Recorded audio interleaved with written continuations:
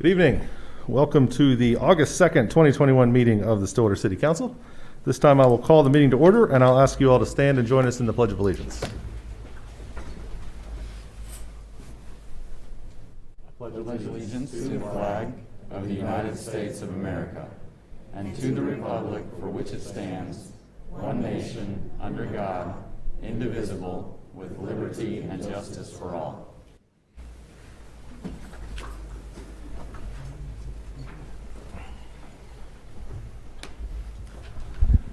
All right. We will start at item 4 on the agenda, the consent docket. Councilors, questions, comments, or motion regarding the consent docket? Motion to approve the consent docket. Second. We have a motion and a second to approve the consent docket. Please vote. With a vote of 5-0, the consent docket is approved. Next up, item 5, public comment on items not scheduled for public hearing. We do have several speakers signed up for the evening. I'll call you up in the order that I have these forms, and I'll ask you, state your name, and please remember that you'll have 3 minutes to speak on these items. So we'll go ahead and start off with Robin Cornwell.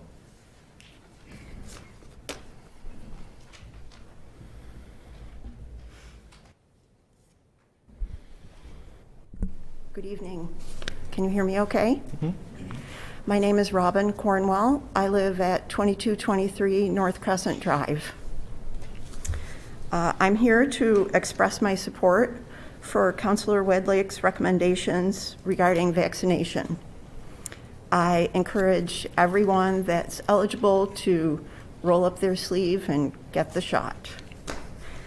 I also support and accept the latest CDC guidance regarding masking to prevent the spread of COVID-19.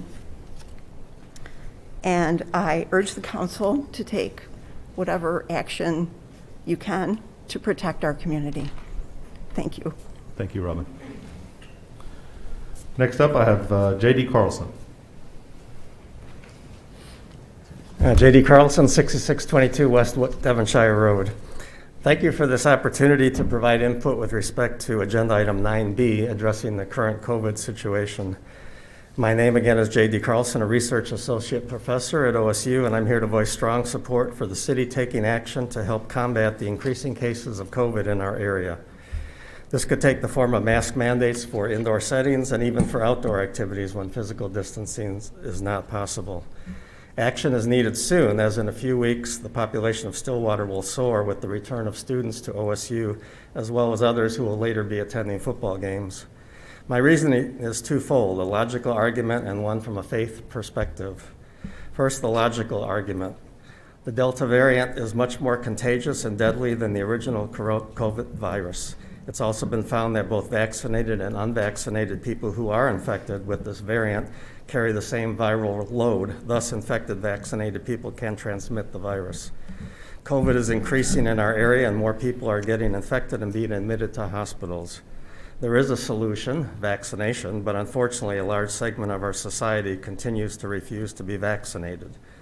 Given that fact, masks are the only other tool that is left in our arsenal. But even there, with respect to schools, our hands are tied due to recent state laws outlining mask mandates. However, the city can still enact mitigation measures. To me, taking action seems like a no-brainer, given these facts. Wait and see is not an option. However, I can hear objections from some who are vaccinated. Why should we have to wear masks when we are already protected? My second argument addresses that question from a Christian perspective. As a Christian, I am instructed to love others and look out for them. The Apostle Paul, in his letter to the Philippians, writes, "Do nothing from selfishness or empty conceit, but with humility of mind, let each of you regard one another as more important than himself. Do not merely look out for your own personal interests, but also for the interests of others. Have this attitude in yourselves, which was also in Christ Jesus." How does this play out in practice in this COVID crisis? Those who are not vaccinated, as well as those who are, would do well to ask some of the following questions. Might my actions or lack thereof result in increasing cases of COVID in our area? Might my actions result in more people being hospitalized and even dying? Might my actions lead to family members not being able to visit loved ones in hospitals and nursing homes? Might my actions result in children who cannot get the vaccine contracting the virus? Might my actions increase the stress level of our healthcare workers who are already overburdened? And might my actions cause people with non-COVID emergencies to go untreated due to lack of hospital beds? To me, wearing a mask is a small price to pay to help others, and to me as a Christian, it's a simple way I can love others and look out for their interests. In summary, I would like to voice my strong support for the city taking action against this rising COVID pandemic and doing so quickly before the OSU students return to campus. Thank you for your time. Thank you, sir. Appreciate you. Preston Bobo.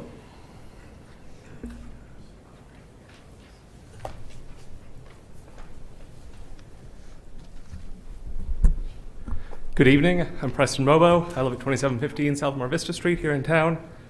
I'd like to say that evil triumphs when good men do nothing.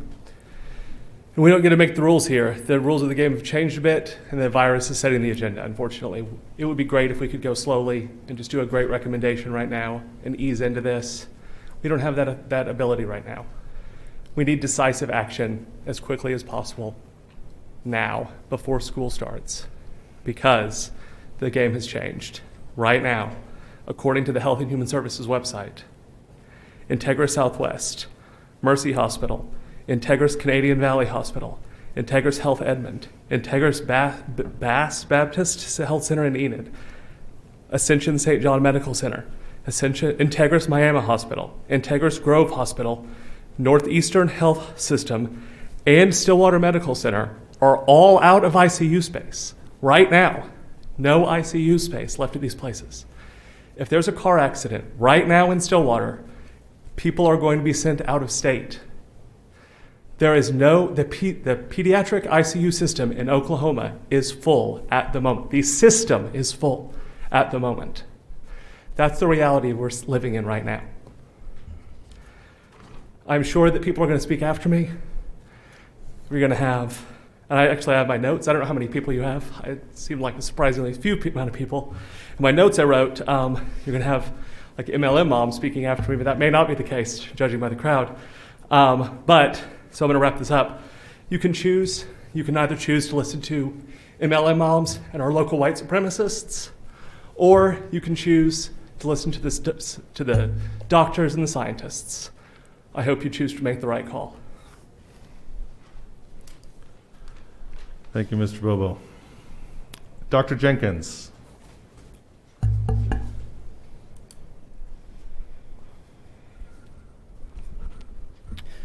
Mayor, Vice Mayor, City Councilors, I'm Dr. Woody Jenkins, 1022 West Brook Hollow Court.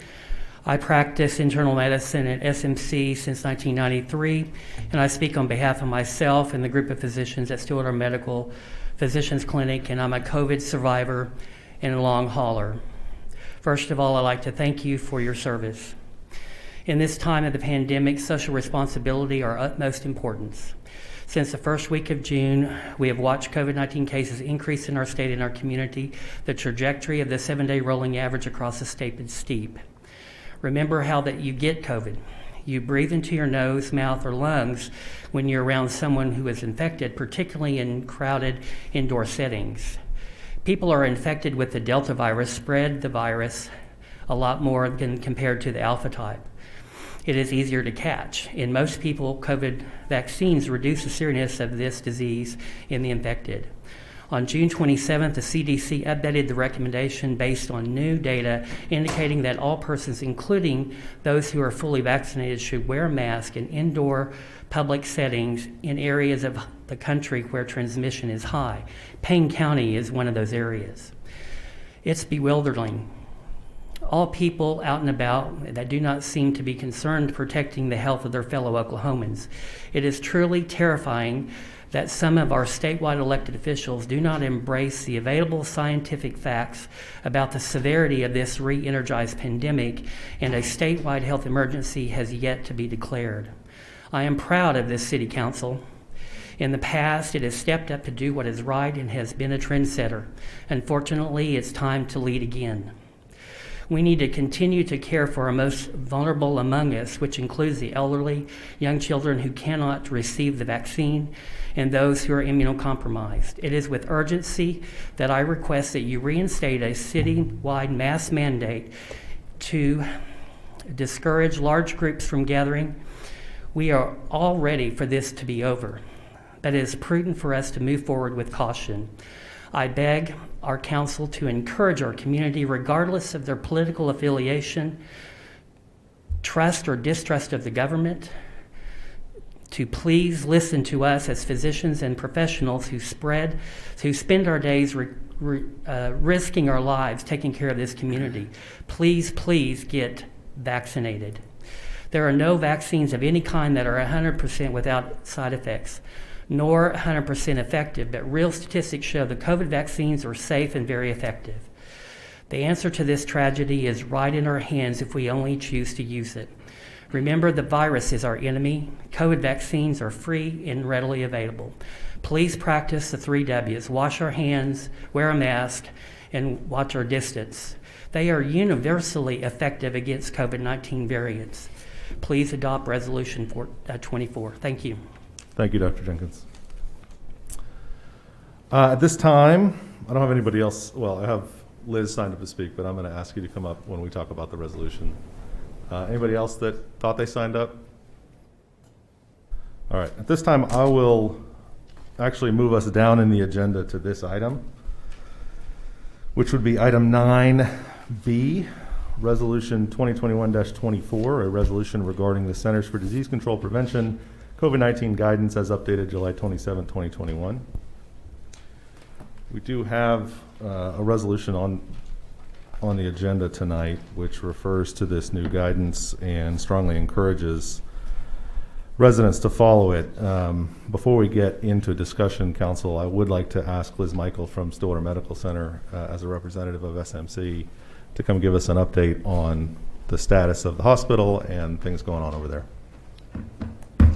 Hi, I'm Liz Michael. I'm the Chief Nursing Officer at Stillwater Medical Center. Thanks for having me.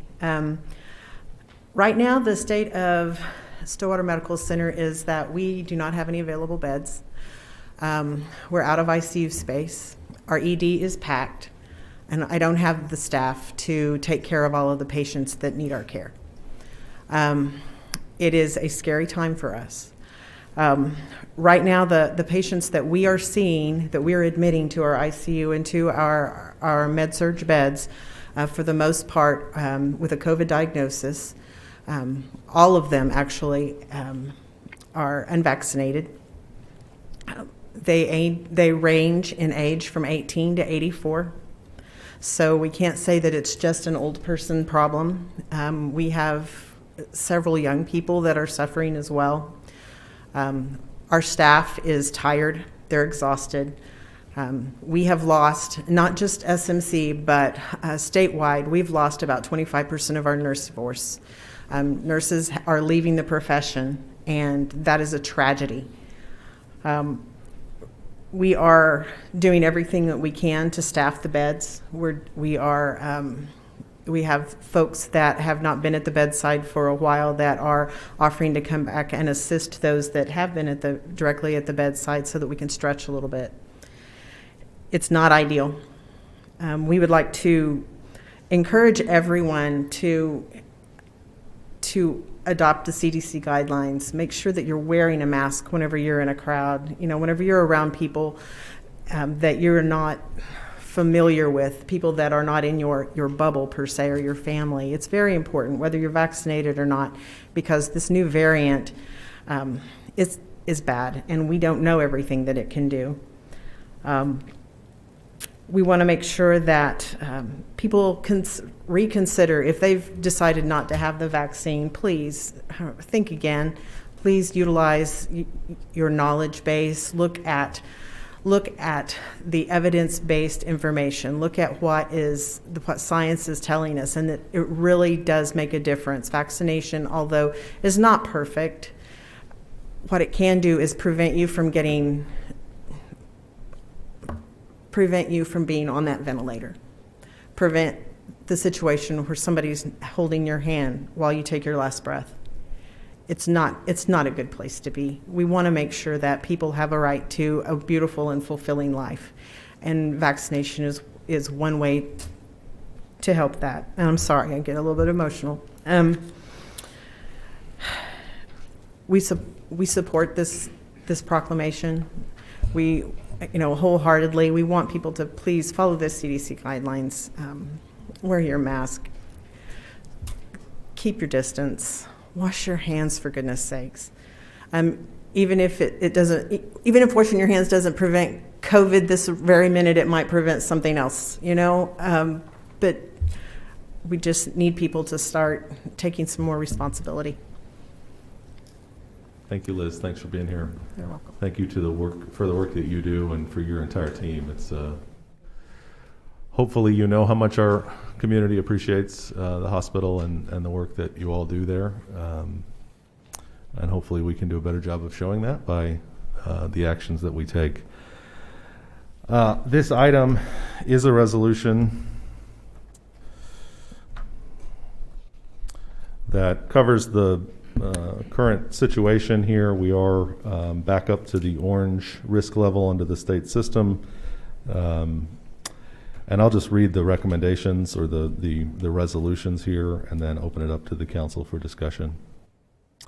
Now therefore be it resolved by the Mayor and City Council of the City of Stillwater, the City Council hereby strongly encourages Stillwater residents to follow the most recent CDC guidance as updated on July 27, 2021, which includes a recommendation for everyone to wear a mask in public indoor settings in areas of substantial or high transmission, which we are currently in, even if they are fully vaccinated.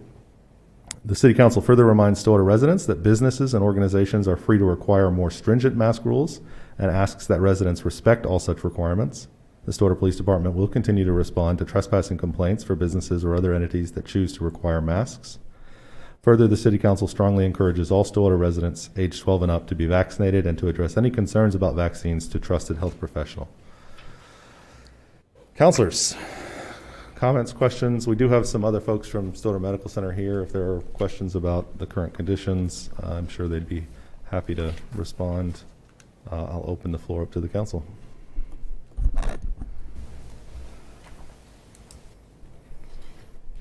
You want me to go first? I'm happy to do so. It's sad that we find ourselves here in this position again, especially coming off the heels of what we thought would be a return to some normalcy. But be as it may, as Dr. Bobo stated, we are not making the rules at this point. COVID makes the rules, and we can either choose to adapt to that battle plan or we cannot. With the resurgence of the Delta variant, it has become abundantly clear and rather quickly that we are dealing with a more virulent strain of this virus. Not only a more virulent strain, but also a more contagious strain. So it spreads easier, and it seems to be, at least with preliminary data, to be a more substantial clinical presentation than the wild type or the alpha variant. At this time last year, we had a municipality-wide mask mandate when our numbers were much more favorable and our conditions much better off than we are now. That is not up for debate. That is a statement of fact. And with that, I have some concerns that this resolution does not go far enough, quite frankly. I am concerned for our city. I'm concerned for our citizens, all of you. I'm concerned that when our students from Oklahoma State University return, that we are not going to be prepared for what is coming to us in the next few weeks. I'm concerned that we've had a failure of leadership at our state level, with our governor preempting our school's ability to protect our kids. I'm concerned for my kids. I'm concerned given the fact that children under the age of 12 don't even have the option of protection at this point. I'm concerned what I see going on at our hospital. I've only been practicing medicine here for 6 years, but I have a long history with Stillwater Medical Center, going back to when I was a child, when my father was the director of lab services there. And I can't remember a time more dire than this. Granted, my perspective is a little different now, but this is as bad as it's ever been, ever. And to sit here and say a lot of words but provide no action is doing our community a disservice. That's not why I was elected to this chair. I was elected to this chair to uphold the well-being and the best interests of our community. And by God, that's what I'm going to do.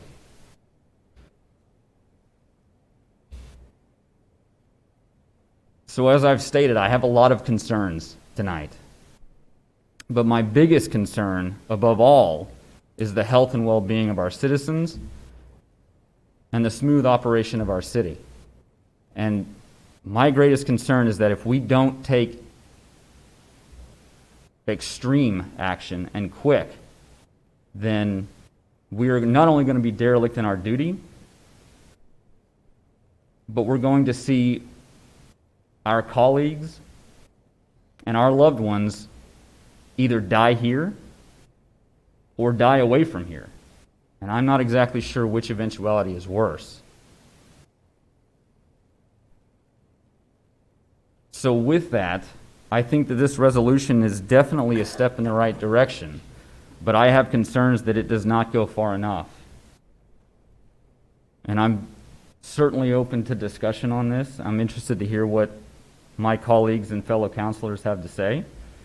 So I'll kind of yield at that for now, but that's where I'm standing at this point. Thank you, Dr. Wedley. Other counselors?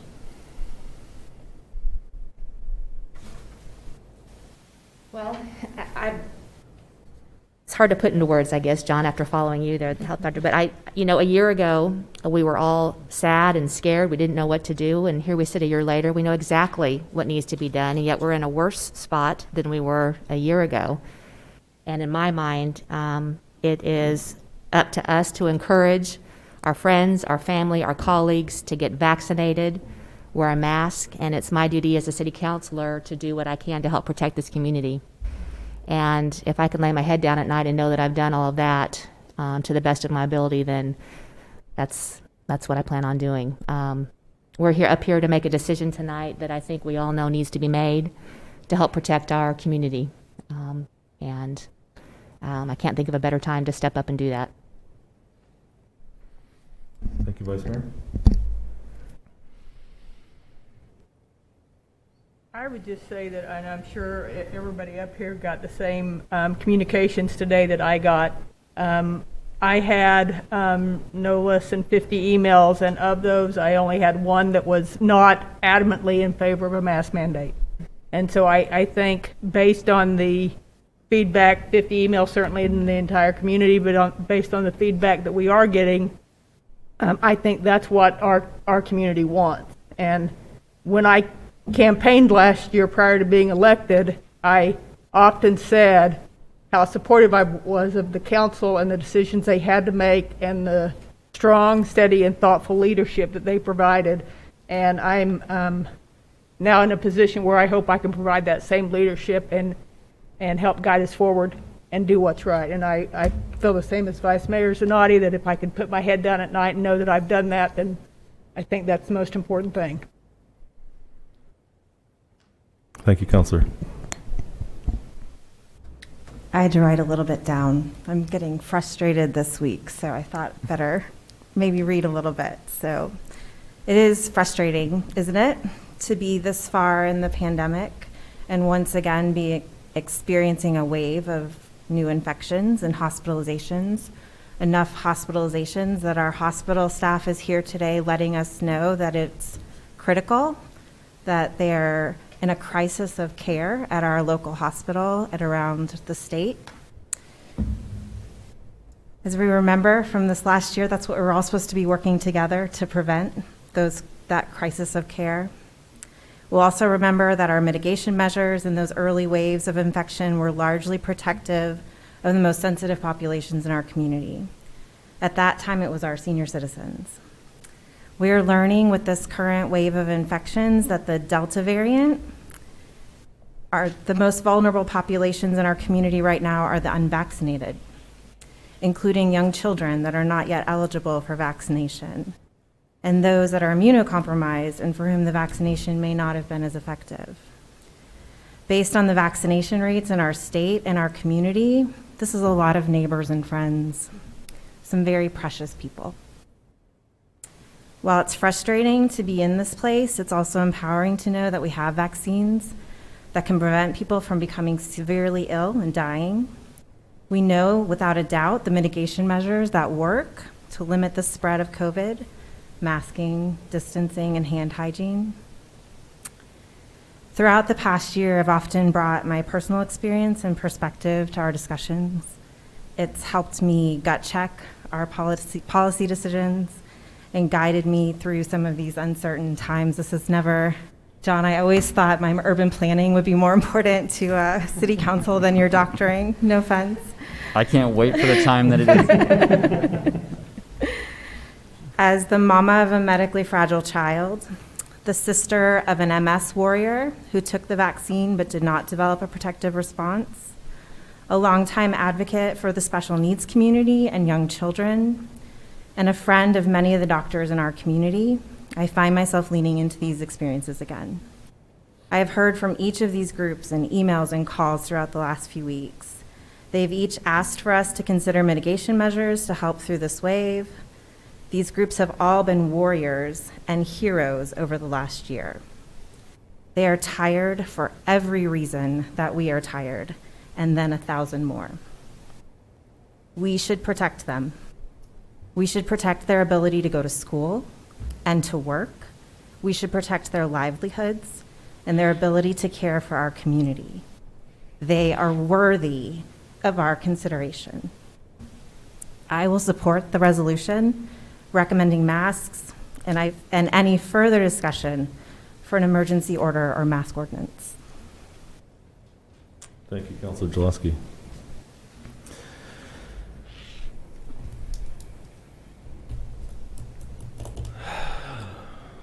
I am tired of talking about this, as is everyone in this room. I am at a loss for what we as a city council can do to meet the needs of the hospital here in Stillwater and the community who is struggling with the effects of the pandemic. We need more people vaccinated. We need more nursing staff. We need the hospital to have the flexibility to expand as it needs to. We need our kids, especially the ones who are not vaccinated under 12, to have all of the necessary mitigation measures at their disposal, including wearing masks in school. We need everybody to do what they can do to mitigate COVID by wearing masks whenever they're around other folks. How many of those needs are things that we as a council can affect? What can we do to increase our community's response to these needs? And that's the part where I'm struggling right now, because a year ago, emergency orders, a mask ordinance, in the absence of vaccines, and honestly at the beginning, in the absence of testing, in the absence of preparation and protective equipment for our healthcare, those are the only things we could do. Looking at it now, given the landscape and the way things have changed over the last year, I'm not sure what the effectiveness of measures like that will be.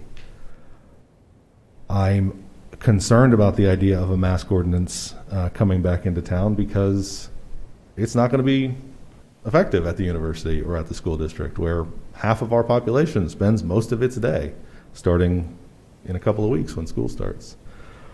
And as much as I believe in the effectiveness of masks, as much as I believe in what the CDC is telling us about everybody needing to wear a mask to help mitigate the spread of especially the Delta variant, I also understand that our job is to find effective strategies and to put them in place to help meet the needs of our community. If we don't have effective strategies, if those strategies aren't going to be effective, I'm not sure what the purpose of them are. And my concern about a mask ordinance at this point is how effective will it really be in getting more people to wear masks, given the limited spread that the limited amount of our town that it will actually apply to this time around. I also am concerned, we talked a lot when we passed the last mask ordinance and when we talked about these issues the first time around, is that what we need is a consistent approach across a wide area. Across the entire state would be helpful. We've never had that in response to this pandemic. We've never had a statewide approach. In the absence of that, our largest communities, starting last July, passed mask ordinances, and at least we had a majority of the people who live in this state living in a community where a mask ordinance was in place, and that helps. Without that sort of widespread adoption, I'm concerned. I've been in touch with mayors and officials in other communities. I'm not seeing a lot of movement towards mask ordinances in those other communities as well. While I have no problem standing up and being the lone voice of reason in this state as a council, I also don't think we should take stances and pass laws just to make a point. But I don't know. You know, I saw information today from the state of Louisiana and the situation where they are, and they're a couple weeks ahead of us in the spread of the Delta variant. And it's really bad, really, really bad in the state of Louisiana. And I don't, you know, I don't know what we should do. I honestly don't. Tonight we have a resolution on the agenda that encourages people to follow the CDC guidance. I think that's at a bare minimum what needs to happen.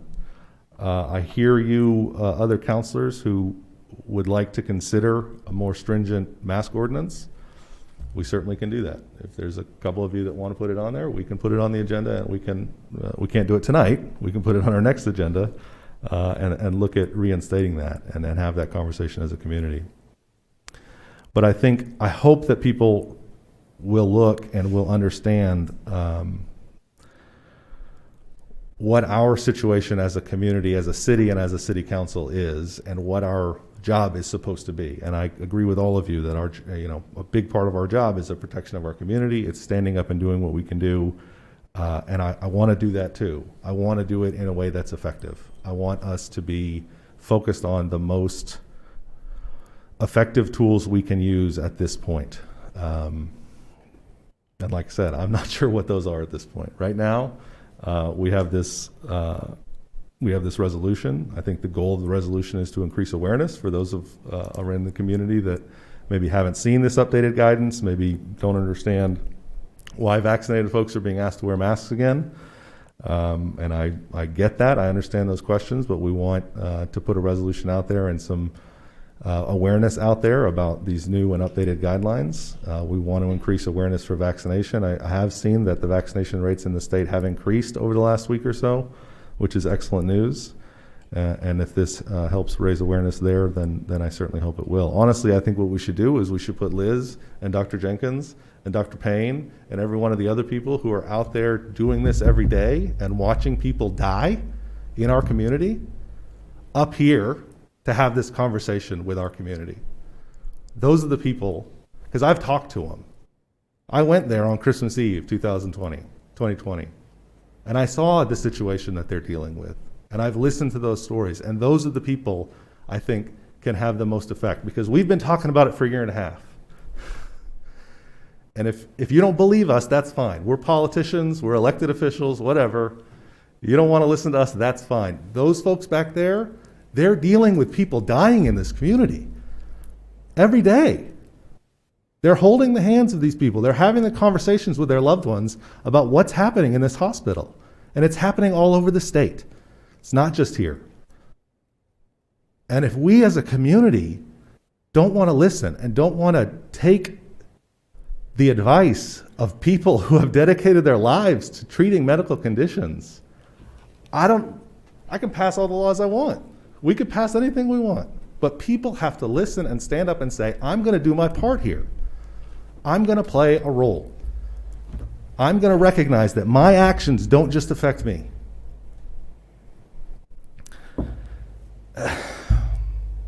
So we have a resolution on the agenda tonight. We can consider a mask ordinance at our next meeting if a couple of councilors want to put that on the agenda. But I'm at a loss. I don't know what else to say. And I hear the same sentiment from you guys. And I get it. I'm all for standing up and doing whatever it is we can do to help. I don't know what it is at this point. What else can we do? What else can you do? What else can we do together as a community? It's not just us, right? We don't have the power to do that. We all, as a community, have got to stand up and recognize the reality of the situation that we're facing and figure out what we can do to help fix it. Be part of the solution, not part of the problem.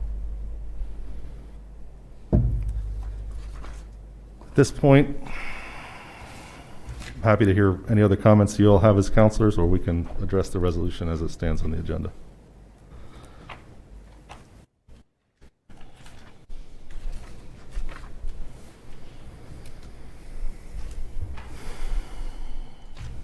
Well, if there are no other comments, I'll be happy to make a motion to adopt Resolution 2021-24 at the very minimum. Second. We have a motion and a second to adopt Resolution 2021-24. Please vote. With a vote of 5-0, the resolution is adopted.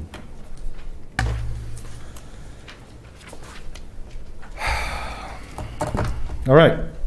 We will now go back to item 7 on the agenda, which is public hearings. Item 7A is receive public comment regarding request for a specific use permit for a medical marijuana dispensary at 120 West Hall of Fame, CC-21-155. Ms. Carnley, did we have good notice on this public hearing? Yes, we do. Thanks. Mr. Gross. Yes. Good evening, Mayor and Councilors. I'm Lance Gross, Planning Manager, and the proposed specific use permit before you tonight is for a medical marijuana dispensary on West Hall of Fame. The hatch pattern is the location of the proposed dispensary, and it's on the northeast corner of Hall of Fame and Husband. The red polygon is the subject site. And just as a point of reference, Hall of Fame is here running east and west. Main Street is over here running north and south. This is the former Zaxby's restaurant. And this is the Panera Bread just directly to the south. This is a street view looking to the north from Hall of Fame. And as you can see, it's the former Book Trader bookstore. And this is the zoning map. The hatch pattern is the site, and you can see that it is currently CS, commercial shopping. Commercial shopping is also located to the east, to the north, and a portion of the west. The west boundary shares a zoning of RT and CS, and RT is residential two-family. To the south is CG, commercial general. I'd be happy to answer any questions.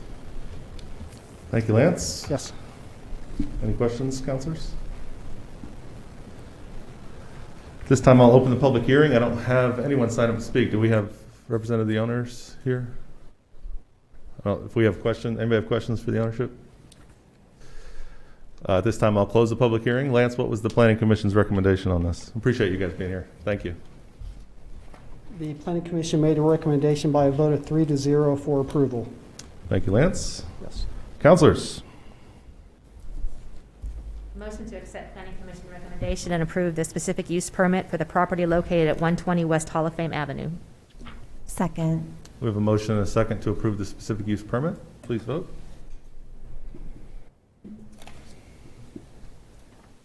With a vote of 4-1, with Councilor Wedlake voting against, that specific use permit is approved. Item 7B, we have a memo to postpone. Is that correct? Yes. Yep. Okay. So we will postpone item 7B. Or do we need a motion on that? Postpone it to a date, or I can't remember. We don't. All right. We will move down to item 8 on the agenda. General orders. First up, we have item A, to approve a purchase of a Bricer internet-based compliance engine from TCE for code officials to track code compliance. CC-21-149. We have a whole team here led by Chief Essery. Good evening. Mayor, Council, good evening. Thank you so much for your time and your leadership tonight. When I started my new role about 6 months ago, I brought my leadership command staff together, Steve Sylvester, our fire marshal, being one of those people, and I asked them if they had any ideals or concepts that could improve our operations, our systems, that would be of little cost or no cost, even better, with 10x return on results. And Steve had an ideal at that time called the compliance engine. I had no idea what it was, but after a lot of questions and a lot of vetting, he sold me on the idea. And this has been his ideal and his work from the inception, and I think it's only right that he gets to present tonight. Thank you, Chief Essery. Thank you, Mayor Joyce and councilors. I appreciate you letting me be here. As Chief Essery said, I'm here to see if we can get the compliance engine started, and just a little history of what it is. It's a way of the fire department to track life safety equipment in the city of Stillwater. We do a great job of doing inspections. We go out, we go into the commercial occupancies, we do our life safety inspection, but what we have a hard time with is ensuring that every business has all their life safety equipment being inspected by a third party. When I talk about life safety equipment, I'm talking about fire alarm systems, sprinklers, hood suppression systems, hood vent systems, all the equipment that require a licensed company to come in and do an inspection on. So our guys are looking when they go to do our inspections to make sure these are being done.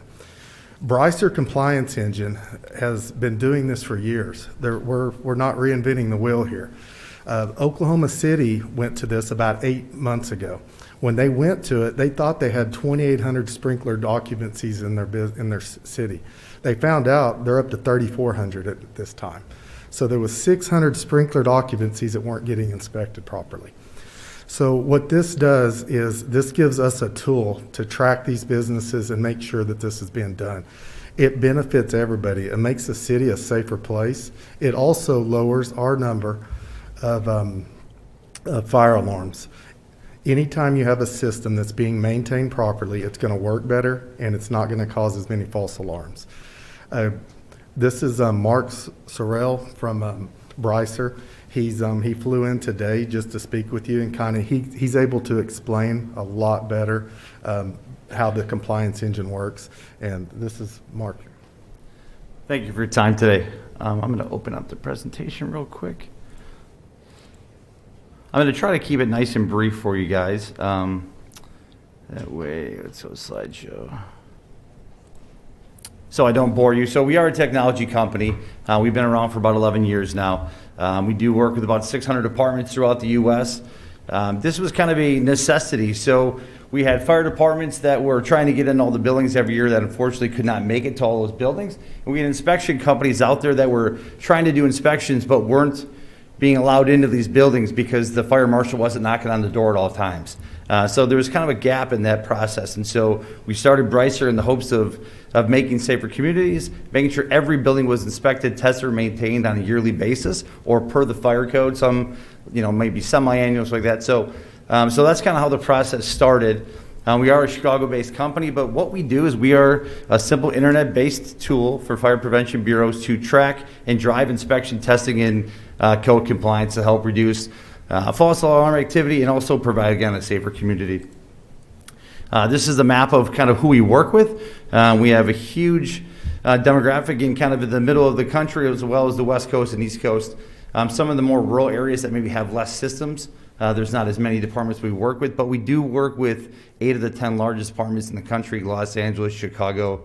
We did just finalize agreements with FDNY, the largest department in the country. So we are endorsed by the Western Fire Chiefs Association, which is the largest organization in the country for fire safety, saying that we are a provider that provides quality service. And again, it's a ethical and legal company. This isn't just a fly-by-night company. So here's some of our partners. Let you look for a quick second. We did just start with Oklahoma City in October of last year. They were the first Oklahoma department that we started working with. We had a nice, long, lengthy implementation process just to make sure we got everything right with the local contractors, because it is new to the state. And so there is some educating on the contractor side as well as the AHJ, or the authority having jurisdiction side of it. So again, this is for what the dashboard you would see as the fire provider. It's a very simple, easy to use system for the fire departments. The main goal here is to make sure that those buildings are being inspected. And what we do to ensure that is we send out notifications on the department's behalf. So we're going to send a notification out to the commercial tenants 30 days before a system is due for renewal. Then we're going to send them a notice if the system is past due. Then we're going to send them a notice if there is a deficiency that was found. So we're doing this on behalf of the fire department at no cost to the department whatsoever. And the numbers in which we send these out is determined by the department. So if you have a department that wants to be much more lenient and spread that time out, that's fine. If you want us to be more direct, that's your possibility as well. But you will see it does have the department logo and letterhead. It kind of goes directly to that commercial tenant. So again, the reason why we do this is 40% of these systems are not being tested and inspected or maintained on a yearly basis. So there's a lot, and that's nationally. So there's a lot of systems out there that once the department goes there, or there's an incident, they're not working because they haven't been being inspected. Again, it's more of on the fire department side. It's just a lack of the manpower and time that needs to get into every one of these buildings. And a lot of times it's multiple times per year. Just want to give a couple quick examples. So Austin, Texas, quickest growing department in the country right now. We partnered with them 3 years ago. They tried to do this on their own for a couple years after we'd showed them what we do. And their compliance levels were really growing at a very slow rate, 4%, 6%, 11%. After our first year, we went from 11% compliant, which means that system's been inspected, to 47, 71, and now in their third year, 90%. This is the fastest growing department in the country. You can see by the orange flame up in the top left corner, that shows past due systems, and then compliant systems have a blue shield. And so from left to right, you can see in 3 years how much that system has really worked for Austin Fire. Again, Los Angeles, this was their systems that were having false alarms, 60% of them, all the way down to less than 10% of their systems after they're being maintained on a yearly basis were having issues. We did win the Civic Innovation Award for Los Angeles for a system that really made a difference in their community. And then Seattle Fire, just an example of the systems that were malfunctioning every year, false alarms. They saw an increase year after year after year of false alarms, and after using our system after just a year, you see that started going down right away. So again, it's a very simple process. Just our goal is to get those inspections done on every one of those buildings, get the reports, then turn those over to the department so they have an idea of compliancy rates, and if there's issues in city, that they know where those buildings are. So it's a much more pointed effort as opposed to just literally going building to building to building, checking on inspections, and most time the inspection hadn't been done in that year. So then they're going back and doing a re-inspection. So it's a very inefficient process. Is there any questions that I can answer? So the information that's coming, that you're going to download and have available, that comes from what we already have currently listed as what needs to be checked, or how do you get the information? The process at the beginning is we're going to get any information you guys have. So your commercial buildings, the addresses, the name of the location. If you have a system in there, great. If you don't, we have ways in which we can actually start to collect those systems for you. But whatever information you guys have in the beginning, we're going to work with and basically organically build it. So the process usually takes about a year from the time we start till we can say you have a really good database. Here's all your systems. Here's a date in which they've been inspected, and then at that point, know when they're going to be due for reinspection. What happens if they're not inspected? We're still going to be doing our life safety inspections. Nothing's changing on our part. We're going in looking for holes in ceilings, extension cord use, anything like that. This is just going to make it easier on us, because when I go into that business, I'm going to know if there's a green tag on that sprinkler system or fire alarm system, because I've got a portal where I can look at that, and I would have been alerted of it if it would have been passed there. due. Yeah. Thanks. So these are third-party inspectors that you contract with? So it's going to be anybody that's working within the state right now. So what's going to happen is Johnson Controls or any of the sprinkler contractors, they come in, they do the inspection. After they do the inspection, they upload that report to the compliance engine. At that time, we collect a fee from the contractor, so there's no cost for you guys whatsoever. And then that information is then passed along to the fire department. Is it an increase in fee to the business owner that is currently paying for these?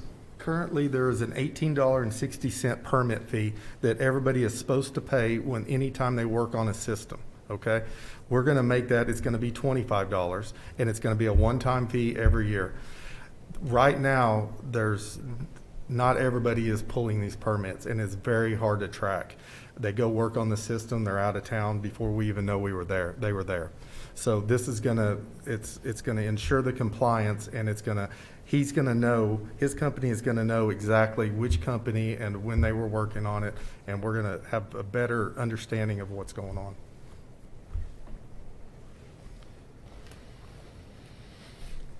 I think these data-driven systems and dashboards are so cool. We're seeing them a lot across all kinds of infrastructure and kind of city functions, I think. And I think it's an amazing opportunity to kind of lessen our manpower load on kind of what it takes to track these things and better understand where our energies should be going. So very cool. Is this a proprietary service? Or do you guys have competitors? So we do have some competitors in the market. We're the largest by leaps and bounds. I think our closest competitor is 100 departments they work with. But we do track life safety systems as well as backflows for a lot of municipal water departments, and as well as elevators on the state level. So we have several state contracts. And so what we do with everything, 9 times out of 10, if we have to go to RFP, or a lot of times it becomes a sole source because we provide services that no other competitor does, the whole gamut of what we do. So Steve, why Brycer? We did shop around. We talked to several of them. I did talk to Oklahoma City. I did talk to the fire chief in Kingman, Arizona. I've talked to several people at our fire marshal conferences, and everybody went towards Brycer. They said Brycer's the one that started this, and Brycer's head and shoulders above everybody else, and their customer service is supposed to be really good after you do sign the agreement. Counselors, anything further? What's your recommendation for us, Steve? I recommend that we move forward with using Brycer Compliance Engine to track our life safety equipment, and for the city manager to be able to sign up on all recording documents. Thank you, sir. Appreciate you guys being here. Thank you. Counselors, any further questions, or is there a motion on the item? I think it might be worthwhile, just you were, Mayor, asking about the financial impact. It may be just from our packet. He let us know that they normally charge a fee of $18. They would increase that to $25. Last year's revenue was $2,700, and this would create approximately $9,000 of revenue, just so we're kind of transparent on the financial part of that. But with that, I would make a motion to approve staff's recommendation. Second. We have a motion and a second to approve staff's recommendation to enter into a contract with Brycer for the implementation of its compliance tracking. Please vote. With a vote of 5-0, that item is approved. Thank you all. Item 8B, approve budget amendments totaling $240,000 to increase the amount. You know what, Christy, I'm going to let you describe what you're doing here. I'll try and be short and sweet tonight. Thank you, Mayor and Councilors. Christy Driscoll, Human Resources Director for City of Stillwater. Since I was here last in May, we've had more of our insurance claims year process, and in that involved also some large reinsurance claims. So we now see an increase in that premium for that policy to have us for the city covered. And so at this point, I'm here to request the budget amendment with that amount totaling in front of you. I'm happy to answer any questions, or I can give a recommendation. Councilors, any questions for Christy?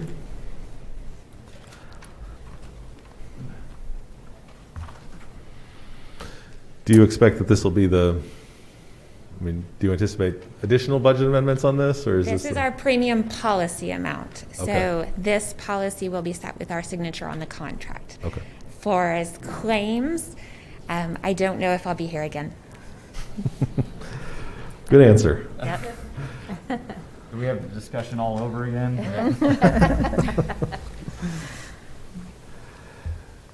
What's your recommendation, Christy? Recommendation is to approve budget amendments totaling $240,000, increasing amount allocated for the reinsurance plan using the City Council designated contingency account created to hedge against future COVID-19 impacts and for use on COVID-19 related programs. Thank you, Christy. Councilors? Motion to approve staff recommendation. Second. We have a motion and a second. Please vote. We vote 5-0, that budget amendment is approved. Item 8C, approved budget amendments appropriating Stillwater Regional Airport's available fund balance of $1 million to capital projects listed. Mr. Priegel. Good evening, Council. Paul Priegel, Airport Director, and tonight I bring before you a budget amendment. If approved, it would reallocate already budgeted personnel funds to a list of capital projects. I've summarized them on the screen, but also in your packet, there's a little bit more broke down version that shows prices and estimations and more specifics. So basically, we are very fortunate at the airport to receive millions of dollars a year in federal funds through the Airport Improvement Program. We're also been fortunate over the last year to receive multiple rounds of COVID relief funds. The COVID relief funds are very specific on what they can be used for, mainly operational funds. And so we, in the last couple of months, have sit down with city management and finance to try to figure out the best strategy going forward to make sure that we maximize this opportunity. We have over $1 million in capital needs at the airport that are not grant eligible. A lot of it is from deferred maintenance or hand-me-down equipment that's just not continuing to perform, or there's just a wide variety. And so we have that entered into the long-term city capital program, but we figure it's going to be about 10 years before we can fully budget that in. And we do know that most of these will arise to emergency replacement before we actually get to that point. And so when we looked at our needs and looked at the opportunities we had, the COVID funds that we've been receiving are eligible to cover our personnel expenses. And so the strategy is to take the already budgeted personnel expenses and through this budget amendment allocate them to the various capital projects. We hope by doing that one, we reduce our draw on the annual capital program so that those funds can be used throughout the city otherwise. And one thing that'll make my staff and my annual budget happy is to hopefully reduce the annual maintenance and upkeep costs that we're continuing to dump into old HVAC systems and buildings that need new roofs, et cetera. So I have the projects listed. In the interest of time, I'm not going to run through them, but I am absolutely happy to answer any questions before I put forth a recommendation. Thank you, Paul. Councilors, any questions? I don't have any questions, but I want to thank Paul for always being so diligent in looking at our airport needs, and you usually come up before us with money that the airport has received, and you're right. We had to come to a reality that there are some things that aren't eligible for grants and that type of thing, and I appreciate your willingness to look at these things and give a very thorough report on what this money would go to, so appreciate it. I think a few of us have been by the airport recently to take a look, and certainly very clear that some of these needs need to be addressed. Certainly the equipment, that sort of thing. With commercial operations, we need to make sure we've got everything in top shape. So certainly makes sense. It is going to be a shame to see the old repurposed, is it John Deere or whatever piece of equipment you use to clear the runway? We have a lot. The one that we bought from Tulsa like 20 years Yeah. ago? Yeah. That's been Yes, running for- actually, yep. We have a couple of those. What is your recommendation for us, Paul? Recommendation would be a motion to approve the attached budget amendment appropriating funds for SRA capital projects. Thank you, sir. Counselors? Motion to approve staff recommendation. Second. We have a motion and a second to approve the listed budget amendments. Please vote. With a vote of 5-0, those items are approved. Thanks, Paul. Hopefully we'll get an invite to come back and see all the new stuff. Next up, item 8D, approve revised final 2021 Community Development Block Grant Allocation for the stormwater drainage project on 12th Avenue. Cindy Gibson. Good evening, Mayor and Council. Thank you for your time this evening. If you will recall, earlier this year, we did a public hearing for the 2021 CDBG project selection, took community input, and chose the 12th Avenue Duck to Duncan project that was also approved in 2019 but wasn't able to be funded at that time. During the review of the application, we were contacted by the Department of Commerce to be notified that we don't have enough beneficiaries in the area to receive the full grant amount. There would have to be 115 beneficiaries in the project area. Therefore, the project funding from Department of Commerce is reduced to $172,000. I visited with the city manager's office and engineering, and they still feel it is a viable project for the community. And Mr. Carnes and the Stormwater Program has offered to fund the additional $56,333. Is there any questions? So there's not enough people who live in the area? Is that the problem here? Yes. There's a part of the area, there's vacancies, no houses on the properties.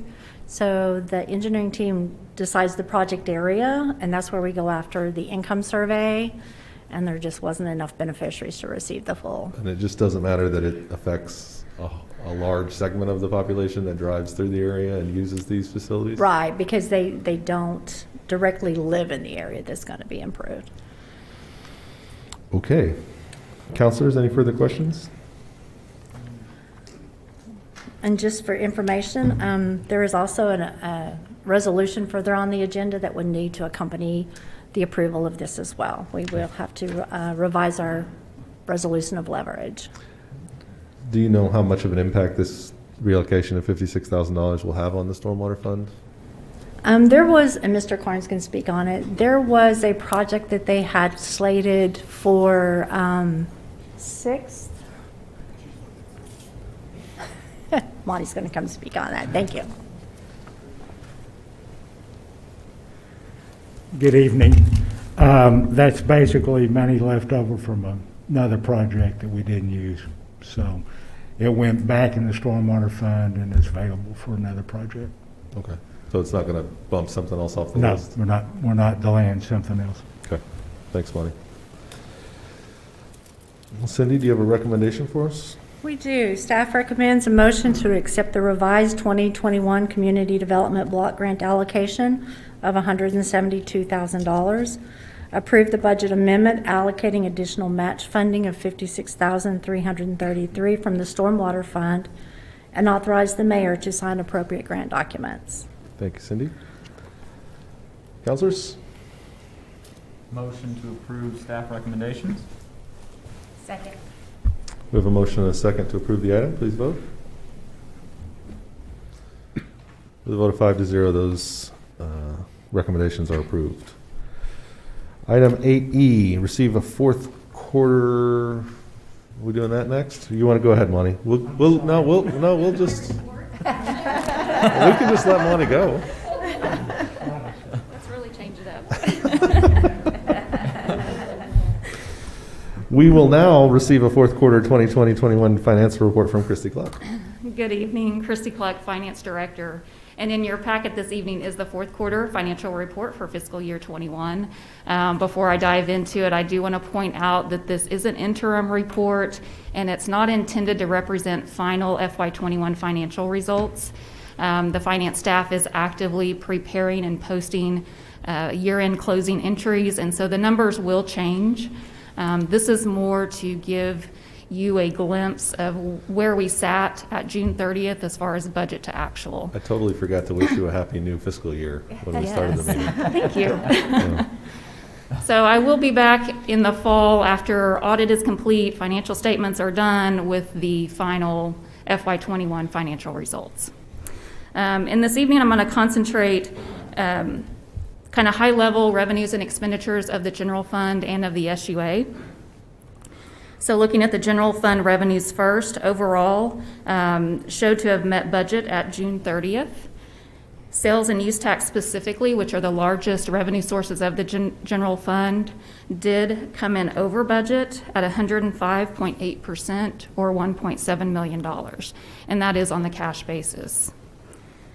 The SUA's largest source of revenues are the utility sales revenues, and at June 30th, those did show to have met budget. There were a couple of revenue sources that came in under budget, and those were $7.4 million in loan proceeds on the open construction loan through the Water Resources Board, and then also $4.5 million in GRDA energy payments. So the loan proceeds, we do anticipate receiving those in future reporting periods as those projects are completed and we request the drawdown of those funds. However, the energy payments will remain unrealized. So this relates to the natural gas costs during the February winter storm event. And those costs were reimbursed to us from the GRDA. Those costs were actually less than we anticipated, so we received less in reimbursement. On the expenditure side, as of June 30th, the operating and maintenance costs of the general fund were at 83.9% of budget. This is $5.9 million less than the budgeted amount. And remember, that number will change as we continue to post transactions. The largest portion of this is $2.7 million in designated contingency funds that the council did approve for carry forward to fiscal year 22. And just a reminder here, this was made possible after we received CARES funding early in the fiscal year that reimbursed our public safety costs. Operating costs of the SUA were 84.9% of budget. This is $10.6 million under the budgeted amount. And the largest portions of this $10.6 million include a $2.7 million June purchase power bill that was not posted as of June 30th. It has since been posted. And then the $4.5 million in the natural gas that we did not need to spend.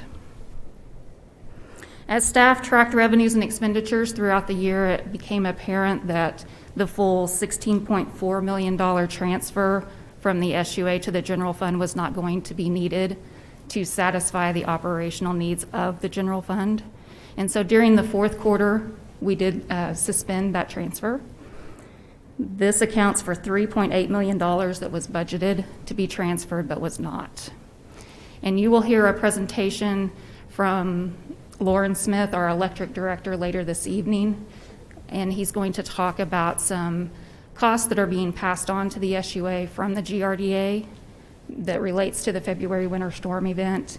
And because we didn't transfer this $3.8 million, then those dollars can be considered to satisfy our obligations with the GRDA. I'd be happy to answer any questions. Counselors? You always do such a nice job of giving us a good summary and such professional reports and things like that to look at. It's very helpful. I'm very appreciative of it. Thank you. Christy, any major concerns that you have about the way the fiscal year ended up? No, I'm actually very pleased. I think going into the year, we were all very concerned. We were preparing for the worst. We took a lot of measures very early on, which I think set us up to do well. And then luckily our sales tax didn't take the dive that we thought it was going to take, and we saw some cost savings on the expenditure side. Mm-hmm. So I think we fared very, very well. Do you have any sense from other communities if that's kind of similar to what the rest of the state was seeing? So I am hearing the same thing as far as sales tax numbers, except for in the larger communities like Tulsa and Oklahoma City, they did see a decline, but I am hearing the same thing as far as sales tax. And we're all assuming, I think rightly, that Oklahoma City and Tulsa saw a decline in sales tax, and we saw an increase because people stayed here and shopped instead of driving there to shop. Yes, I think that's the assumption. And I think that's a good thing. Yes. And hopefully everyone's paying attention to that with the amount of shopping. If you stay here and still want to do your shopping, we end up with much better budget discussions at the end of the year. Yes. Well, I think I would be remiss if I sat up here and didn't say some congratulations to the city manager's office, to the finance department for their decisive actions in terms of cost-saving measures at the beginning of last fiscal year, because it certainly could have been a different story. I mean, revenue is one side of the equation, costs are the negative side of that, and you guys did a fantastic job of preparing for that and acting accordingly. So a lot of kudos to those entities and city manager's office and the finance department specifically. So well done. Thank you. Absolutely. Thank you, Christy. All right. Thanks to your team and everybody over there in the finance department for the work that they do. Thank you. Monty, before I have you do your report in 8F, I did notice in the memorandum on item 7B that the memorandum notes that we do need a motion to postpone the public hearing for the map amendment to September 13th, 2021. And so, do you mind if we jump back to 7B and see if someone wants to make a motion to postpone that hearing?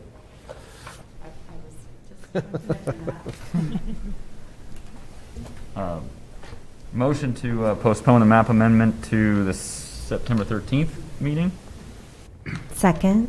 We have a motion and a second to postpone item 7B to the September 13th, 2021 City Council meeting. Please vote. With a vote of 5-0, that item is postponed. Thank you. Sorry for getting out of order there. Now, Monty, it's finally your turn to talk to us about the approve the revised design standards under item 8F. Good evening, Mayor and council members. Monty Carnes, Director of Engineering. We have been after this for quite some time to revise these standards and standard details.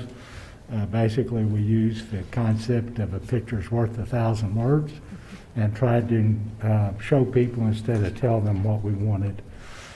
I'm happy to go into this report as deep as you want to go or as shallow as you want to go.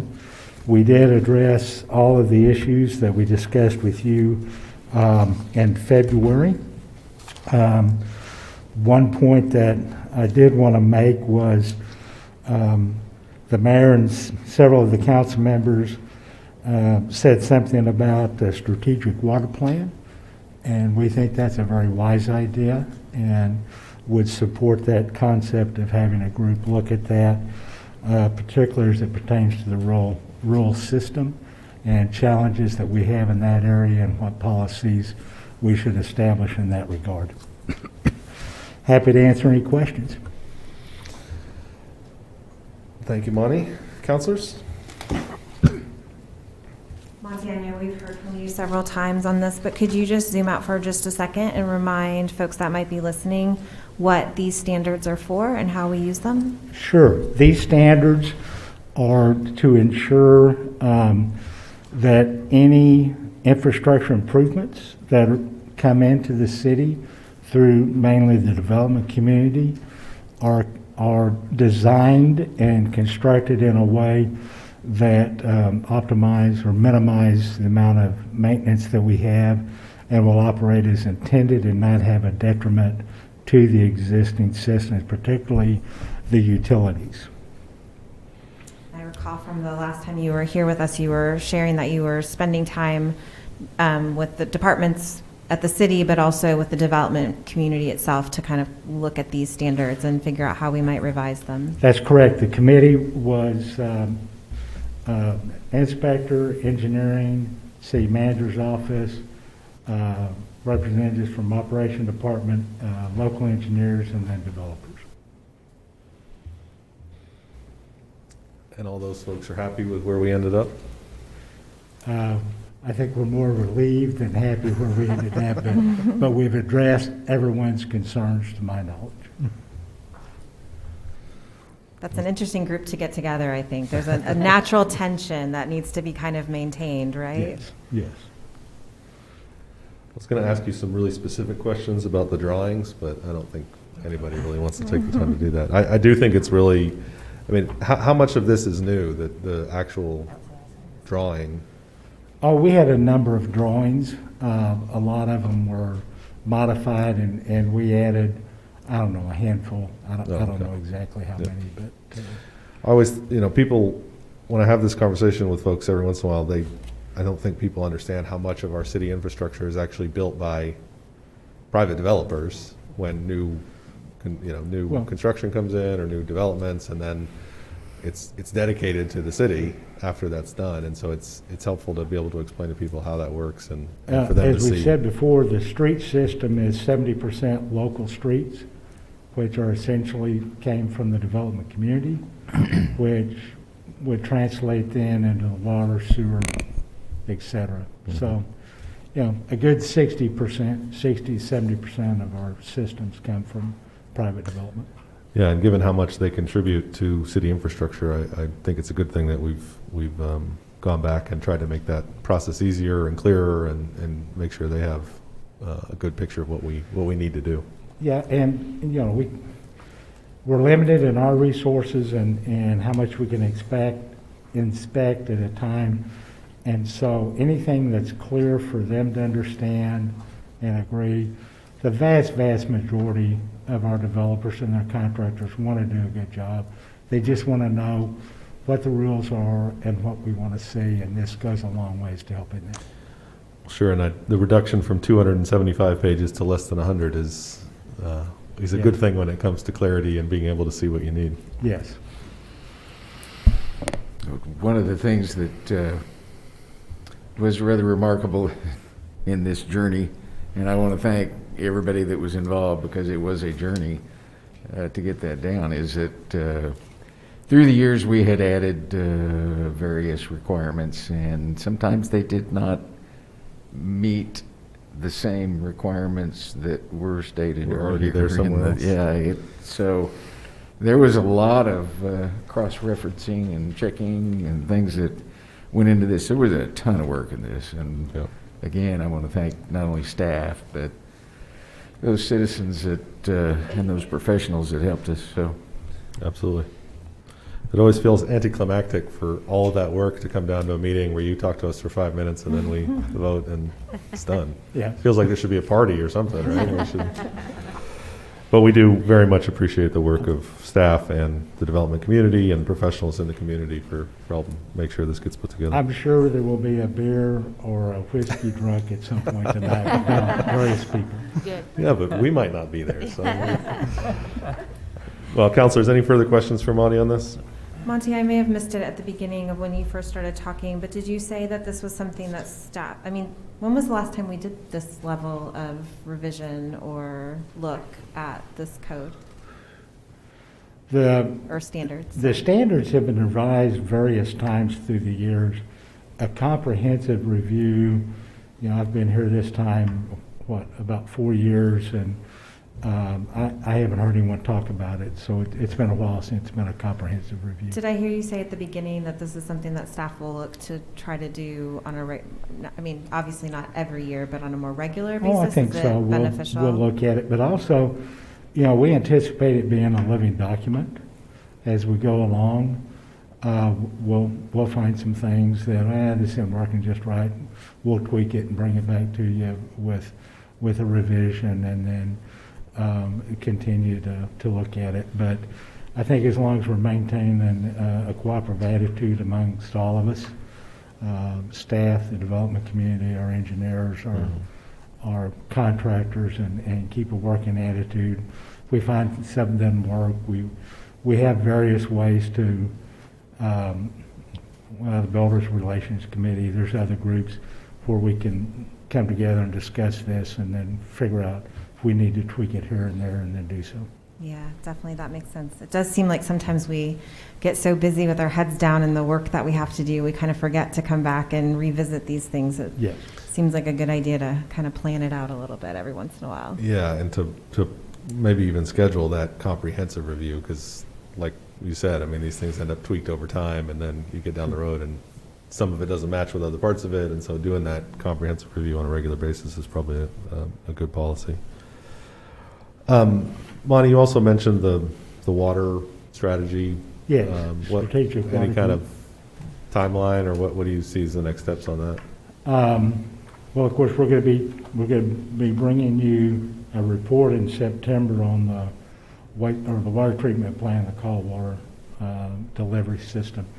But I would think sometime it'd be nice to get that going this fall, if possible, because I mean, you know, various times people pop up and they want to do something in the rural area, and we try to figure out a way to make something work, and it's just almost like putting a patch here and a patch there, and well, you did it for them, but you won't do it for us, and you know, we just and of course it involves money, and quite a bit of money, so we just need to have a strategy of how we make it work. Okay. What else? What's your recommendation for us, Monty? Our recommendation is that you approve the construction standards and the standard details as presented. Councilors, further discussion, or is there a motion? Motion to accept staff's recommendation to adopt the proposed revised standards. Second. We have a motion and a second to adopt these revised standards. Please vote. With a vote of 5-0, they're approved. Thank you. Thank you again, Monty. And thanks to the whole group that worked on these. All right, that takes us to item 9, resolutions. We do have item 9A, resolution 2021-23, a resolution revising a commitment of leverage for the Oklahoma Department of Commerce Community Development Block Grant 2021 Small Cities Program. This is the resolution that Cindy referred to on the change to the CDBG grant. Is there a discussion or a motion?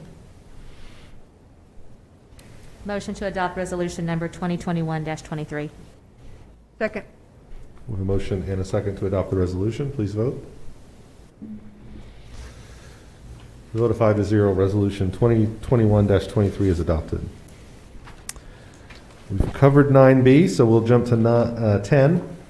Ordinances on first read. We have ordinance 3477, an ordinance rezoning attractive land located at 701 Boomer Lake Station Drive from P Public to RMI Multifamily Intermediate for Tract A1 and CG Commercial General District for Tract A2. This is the rezoning of the power station property for that wonderful project that we hope gets underway soon. Questions or comments or a motion? Motion to advance ordinance 3477 to second reading.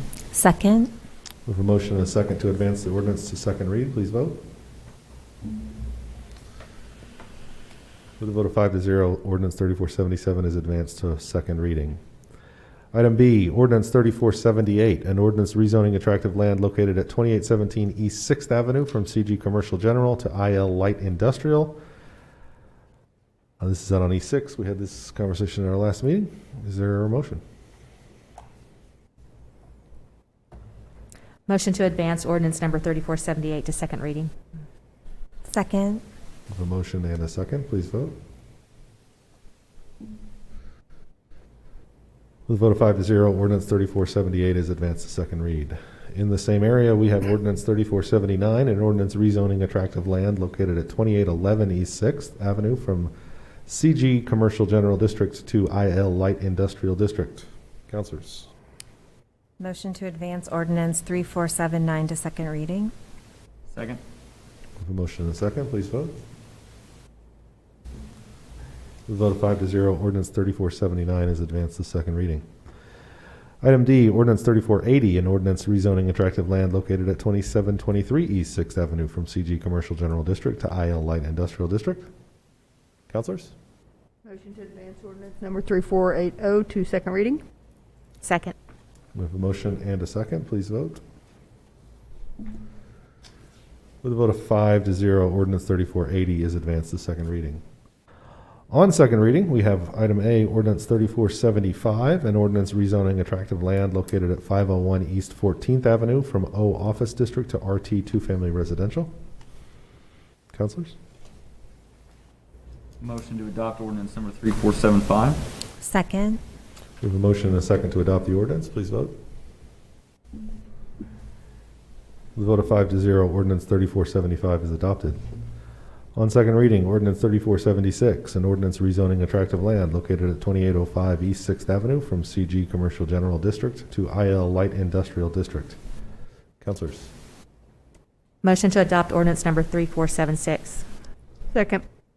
A motion and a second to adopt the ordinance. Please vote.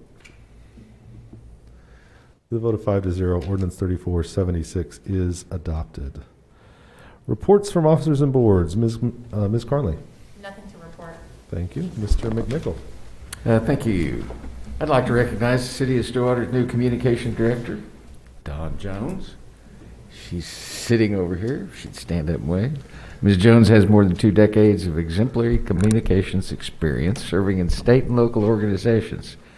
Some of the organizations include the Oklahoma State Department of Education, the OEA, Mid-American Christian University, the Cooperative Council for Oklahoma Schools Administration, and most recently, Moore Public Schools. She is an Oklahoma State alumna, graduate of Yale High School, proud mother of 3 young ladies, and is excited to be back home serving in Stillwater. And let me just say that she has hit the ground running, and we're glad to have her aboard. Absolutely. Welcome to Stillwater. Welcome back to Stillwater. Good to have you.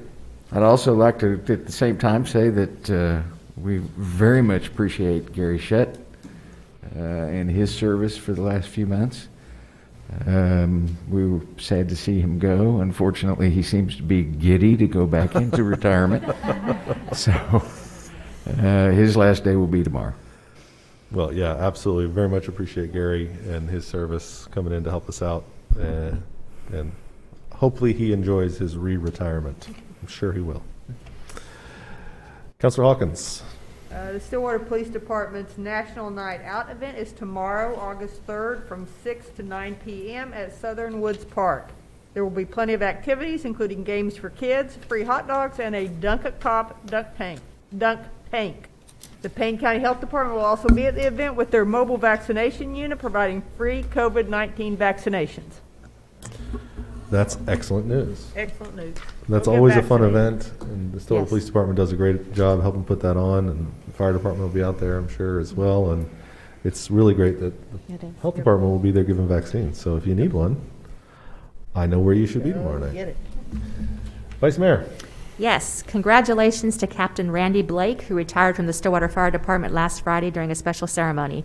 We thank you for serving our community as a firefighter for over 23 years, Randy. We wish you the best. Absolutely. Thank you.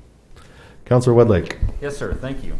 Stillwater Public Schools is having its first ever back-to-school resource fair at Will Rogers Elementary School this Friday, August 6th from 2 to 6 p.m. The event is open to all students, pre-K through grade 12, and will include free backpacks, snow cones, popcorn, giveaways, and more.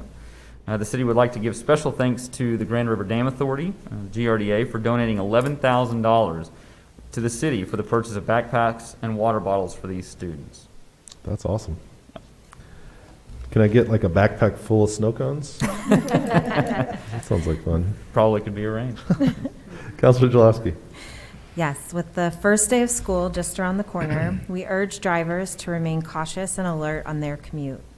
We have a lot more pedestrians in town, and school buses are about to begin running their routes. If you're new to town, you can find information about parking rules, violations, and tickets by visiting stillwater.org/pay-ticket. It's unbelievable that school starts next week. No, I'm not ready. I mean, I am ready. I'm so ready, but I'm with you. They've been home a long time, Mayor. It is really important. We talk about this at the beginning of every school year, though. Buses and traffic gets totally different here next week, so please pay attention. Last week, the City Council and I were honored to partner with the United Way of Payne County to host an early screening of the new movie Stillwater. The event was well attended, and we were able to raise $7,000 for the United Way. Thanks to AMC Theaters here in Stillwater, to Focus Features, the film company that's produced the film, and everyone who participated in the event. I especially want to thank Becky Taylor and Patty Osmus, who worked here from the city staff on putting that together in a really short amount of time. It was great, and I think everybody enjoyed being there, so thanks for your work on that. That takes us to appointments. On item 13, there's two appointments, there's two boards to appoint to, the Board of Adjustment and the Planning Commission. The Board of Adjustment has 2 open seats and 2 applicants, and so I will make a motion when I find the right page. For the Board of Adjustment, we have applications from Andrew Crawford and Colin Mason, and I will make a motion to appoint those two to the vacant seats on the Board of Adjustment. Second. We have a motion and a second on those appointments to the Board of Adjustment. Please vote. With a vote of 5-0, Andrew Crawford and Colin Mason are appointed to the Board of Adjustment. We appreciate your willingness to serve and look forward to working with you. We also have 3 seats on the Planning Commission and several applicants for those appointments, and I unfortunately have not had time to get through all of that, and so I would like to postpone the appointments on the Planning Commission for now and have them on the agenda for next time, if everyone's okay with that. Same here. I don't think we need a motion. We will take that back up at our next meeting. We appreciate all the folks who are willing to serve on all those boards. If you have an interest in serving on city boards, please go to the website. You can see vacancies and see what the tasks are. We always need dedicated, willing to serve individuals here at the city to help us deal with all the stuff that comes through. That's the end of the City Council agenda. Is there a motion to adjourn? Motion to adjourn. Second. We have a motion and a second to adjourn the City Council meeting. Please vote. The vote of 5-0, the City Council meeting is now adjourned. Up next, we have the Stillwater Utilities Authority meeting for August 2nd, 2021. I will call this meeting to order and ask for comments or a motion on the consent docket. Motion to approve the consent docket. Second. With a motion and a second to approve consent, please vote. With a vote of 5-0, the consent docket is approved. The only item on the agenda tonight, Mr. Lauren Smith is here to talk to us about our options for payment of $7.139 million in energy costs incurred during the February 2021 weather event. I sure hope you have good news, Lauren. I'm just the messenger. Good evening, trustees. Lauren Smith, Electric Utility Director. In February, Oklahoma experienced an extreme cold weather event where temperatures plummeted to all-time lows. During this event, natural gas prices spiked to extraordinary levels, which drastically increased the price of electricity in the market. In order to provide energy to the SUA, GRDA had to purchase electricity at largely inflated prices. The energy they had to purchase for all of their customers in February will cost approximately $102 million. Stillwater's proportionate share of that is $7,138,352. GRDA has provided 3 options for repayment. 1, up to 120 months recovery period utilizing state securitization law, which includes carrying costs. This is bond cost, bond interest cost, and administration. Option 2 is to pay in full with no carrying cost. And option 3 is to pay over 12 months using GRDA's traditional PCA calculation with no carrying cost. To avoid carrying costs, the SUA could choose option 2 or option 3. Using funds from the electric RSF and funds from the FY21 budgeted general fund transfer that was not transferred. You may recall Director Cluck mentioned this in the previous meeting. Keeping in mind that the RSF is the designated fund for electric capital improvement projects, any use of these funds would have a significant negative impact on the capital improvement plan for electric. Some of the short-term projects that could be affected, the 6th Street Transmission Relocation Project, LED Streetlight Project, the Boomer Lake Station Redevelopment Relocation Project, scheduled vehicle replacement, distribution maintenance, and transmission maintenance. Some of the longer-term projects could be substation upgrades, transmission upgrades, and energy center maintenance. In order to lessen the impact on the RSF, option 2 or option 3 would require repayment by electric customers over time. Modeling included with this report shows a 50% split with the SUA and the electric customers, or 100% pass-through to the electric customers over a 36-month term. The 100% pass-through would have no long-term impact on the SUA. I have a recommended motion here, but I also have a model. You have a couple prints that I shot of the 50 to 100%, but I have a working model that if you so chose, we could actually look at term, percent split, and those type of thing, and see what type of monthly impact that may have on our customer classes. So with that, I will pause. Lauren, that model that you've got there shows, well, before we get there, councilors, any questions about the general issues here? I'm wondering what the carrying costs would be. Yeah, exactly. So we asked that question. Those costs will not truly be known until GRDA can identify, A, which of their customers want to be involved in that, and they actually go out to the market. And so I've asked them to try to let us know, and they don't want to commit to a number because they don't know what that is yet. Do we have any guesses? I mean, are we talking like a couple percent? Or are we talking 10%? If I had to guess, I would say less than 5. Okay. Erring on the side of caution, less than 5. What's less than 5% of $7 million? Somebody that can do math. Yeah, $350,000, yeah. I mean, I can do math. I just It's a little can't late do for math, right? So if we did that, how would that still have to be passed on? I mean, over 10 years, I don't know what those payments would be like every year.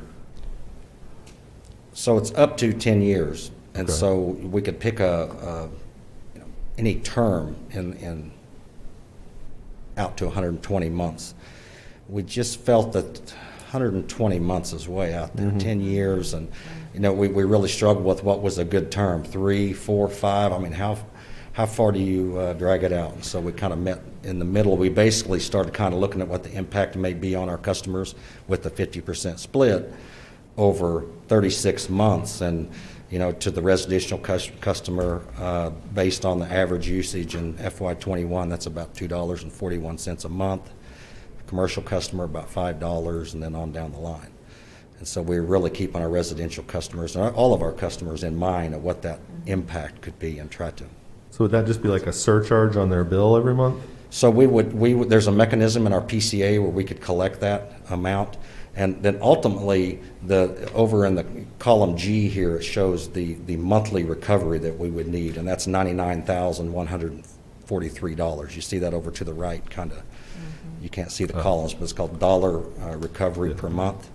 So at the 50% split, 36 months, we would need to collect $99,000 a month for that term. And just to give you an insight, the PCA last month, I think it collected about $300,000 a month. So it's a. Lauren, what's the PCA? Oh, I'm sorry, the production cost adjustment. And so GRDA has a power cost adjustment that they pass on their fuel cost to us, and that flows right through our PCA to our customers. It's a direct pass-through, yeah.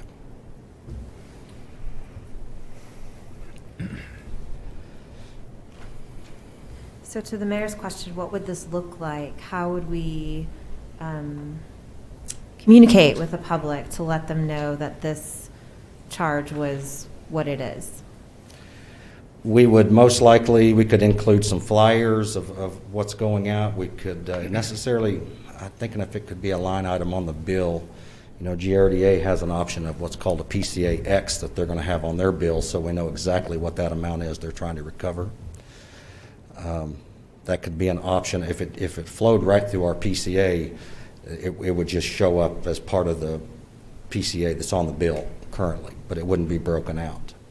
Just seems like that transparency would be really important to help communicate with folks. Yeah, it's not to say we couldn't do it, so it's certainly something we could look into so you would know that that is the recovery piece.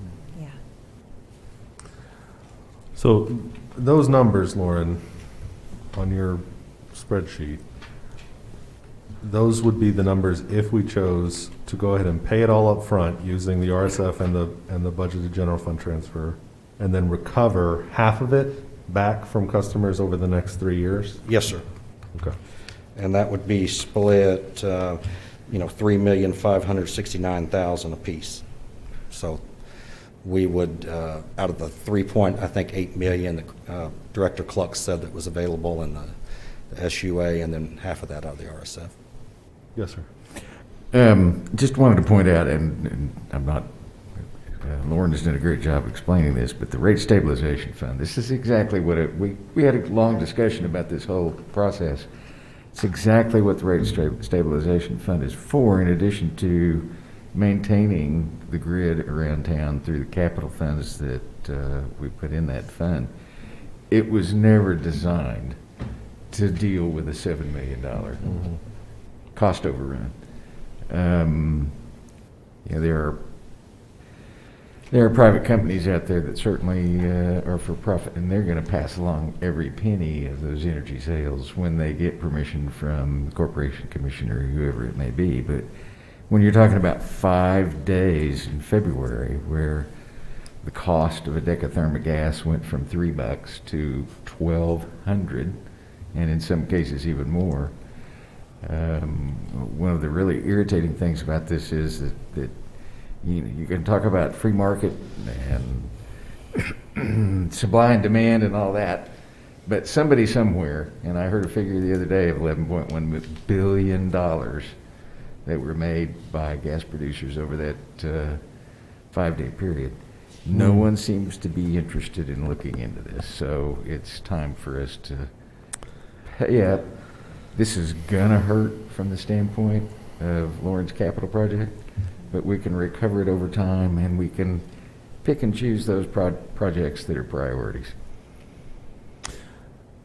Yeah, I mean, without the RSF sitting there with money in it, we would have to pass on this full $7 million as quickly as we could to ratepayers, right? I mean, that's the only option we would have. But correct. We find ourselves in a fortunate position now.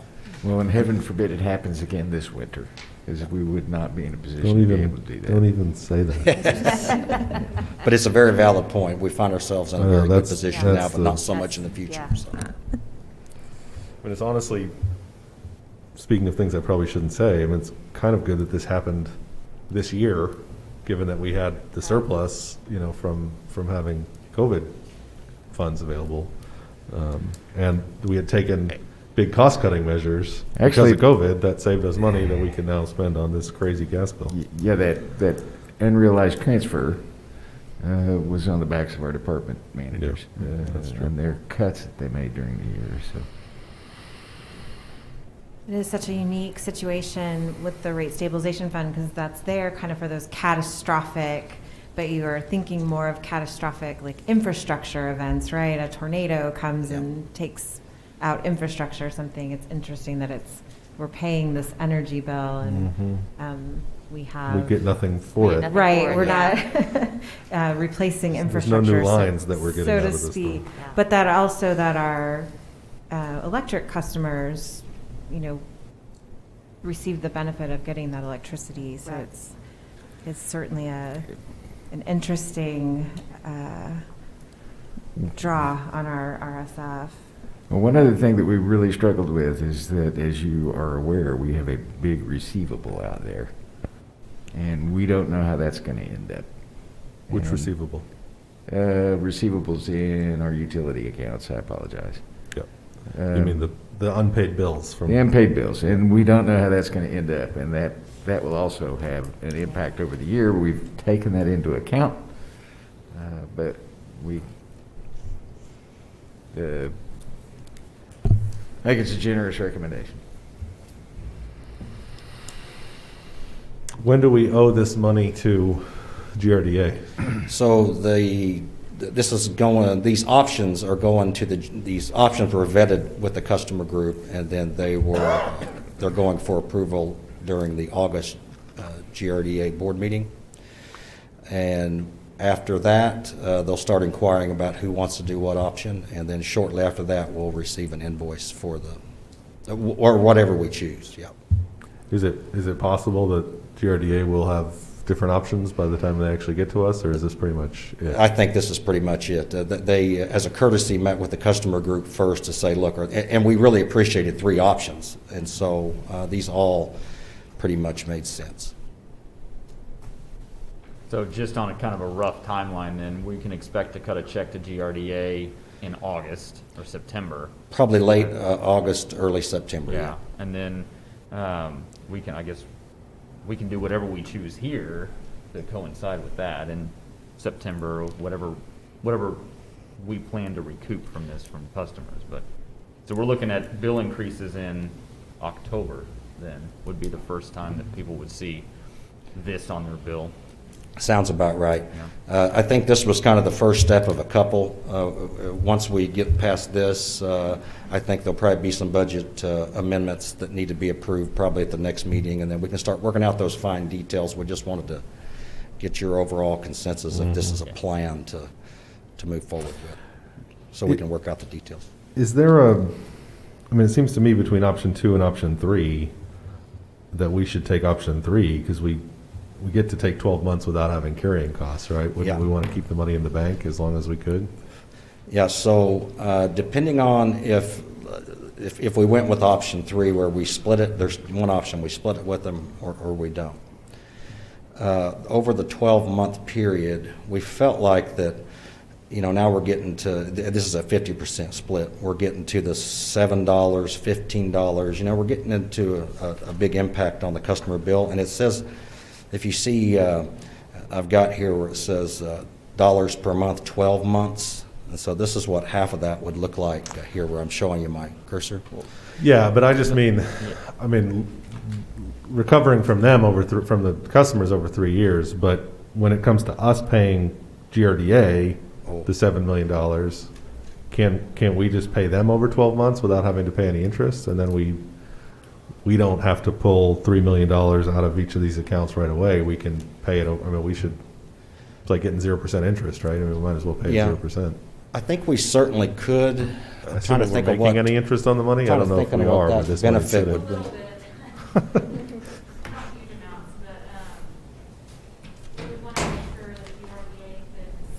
That out on their PCA, because we're still going to have a PCA that we pass on to our customers just from normal operating costs. That would be my main concern is how we get the information from GRDA. Because there's a power cost adjustment every month, depending on how much they're paying for power. And we want to be able to segregate, this is what the normal one is versus this is how much we've added because of the...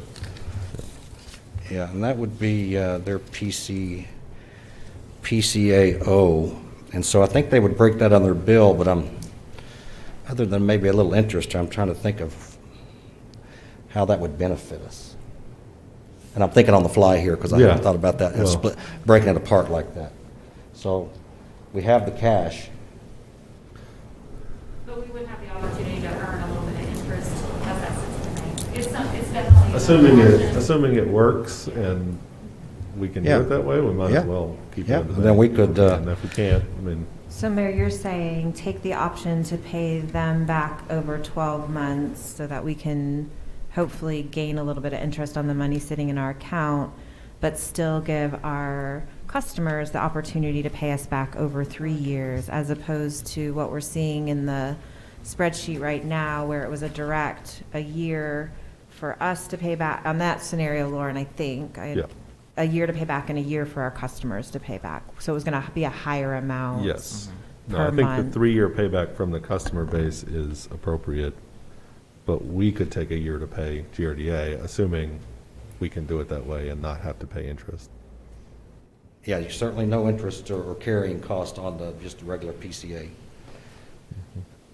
I think it's so important to try to keep the cost per month down. Yes. When I was serving on the recycling task force and we were looking at waste rates, I think, you know, for some, you know, you may not notice those couple extra dollars, but there are people in our community where those dollars are all budgeted and then some, and I think it's important to try to keep those Yep. dollars as low as we can for our customers, manageable.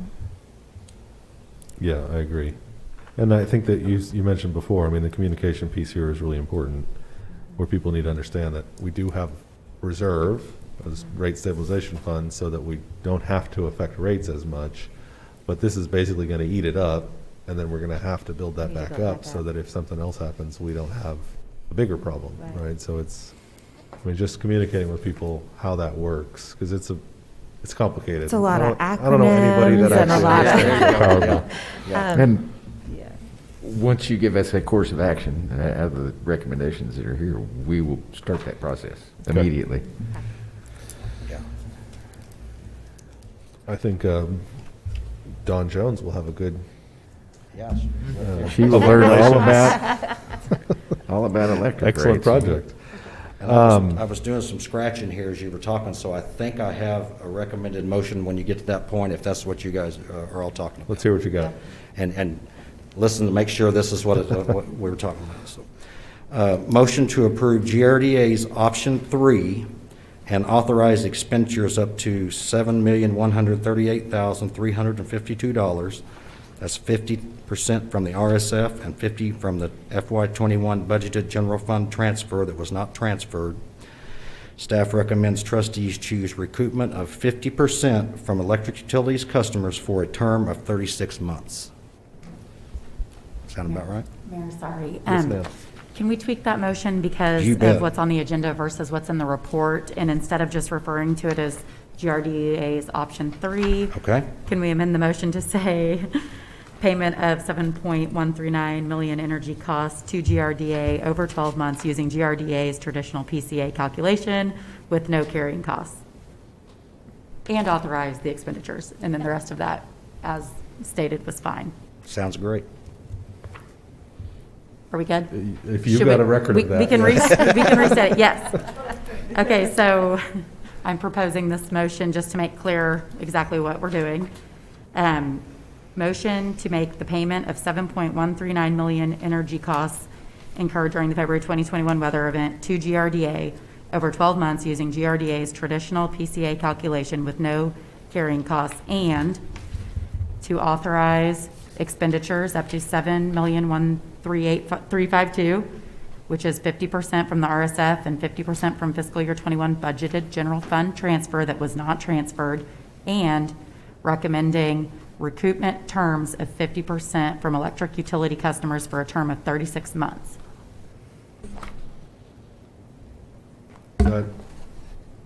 Trustees, does anyone want to make that motion? Motion to accept staff's recommendation. Second. We have a motion and a second to accept the staff recommended motion regarding repayment of these funds. Please vote.